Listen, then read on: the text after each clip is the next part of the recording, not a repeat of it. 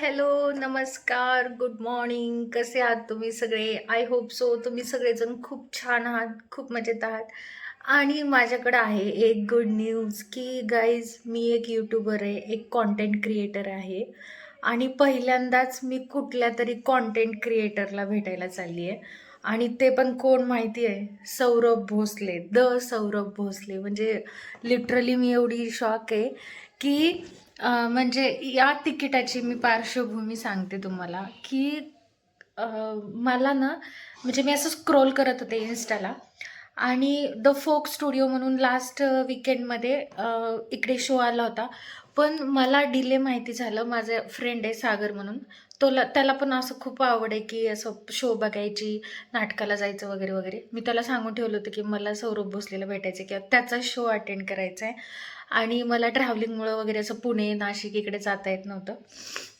But त्या दिवशी scroll करत करत मला हे समजलं की सौरभ भोसलेचा शो होतोय छत्रपती संभाजीनगरमध्ये. सो ना, मी पहाटे ना 2 वाजता त्यांच्या आय डीवरती, इन्स्टा आय डीवरती, त्यांच्या पोस्टच्या तिथे कमेंटमध्ये कमेंट करत होते की प्लीज मला कॉन्टॅक्ट करा, माझं तिकीट बुकिंग करा, कन्फर्मेशन कसं मिळेल वगैरे वगैरे.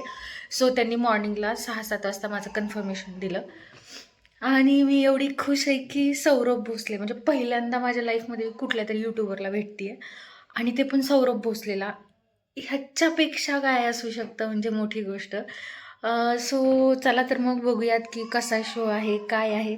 बाकी बेबी आपला छान आहे, मस्त आहे. मी सकाळी उठले होते, ढोकळा खाल्ला आधी, तर त्याच्यानंतर थोडासा चहा घेतला. म्हणजे तसं तर थायरॉइडची टॅबलेट आधी खाते. चहा घेतला. नंतर आता म्हटलं की 11चा शो आहे, पण फर्स्ट कम फर्स्ट रो, म्हणजे जे आधी जातील त्यांना पुढची सीट भेटेल. सो माझा प्लॅन चाललेला होता. ऑलरेडी 10:15 तर इथं झालेले, 10:30 पावणे 11 वाजतात जायला. बघूया, जिथं भेटेल तिथं भेटेल सीट. बट चला, खूप एक्सायटेड आहे. आणि मी आणि माझा मित्र सागर जातो आहे. सर, पिल्ला आहेत ना आपली, त्यांच्याकडं आणि लाडूकडे लक्ष देण्यासाठी घरीच आहेत सर. सो ठीक आहे, काय प्रॉब्लेम नाही आहे. आपण आपल्या बेबीसोबत चला मस्त एन्जॉय करूयात, बघूयात. आणि एक्साइटमेंट आहे सौरभ भोसलेला भेटायची. चलो.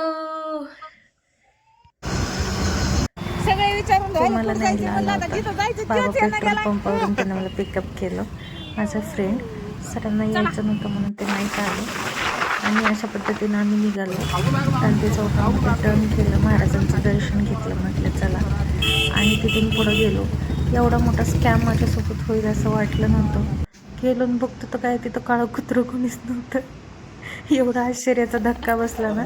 तिथं जाऊन व्हॉट्सअप चेक केलं तर तो प्रोग्राम 8 फेब्रुवारीला 15 होता. दिवस झालं एवढा मोठा स्कॅम झाला माझ्यासोबत.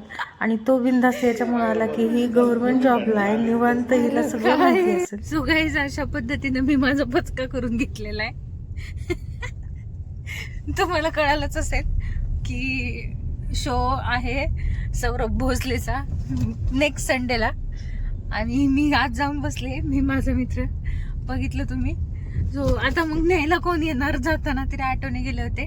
आणि बाबा पेट्रोल पंपून मित्राने पिकअप केलं. त्याच्या घरी दिवसभर घालवला, प्रोझोनमध्ये फिरलो.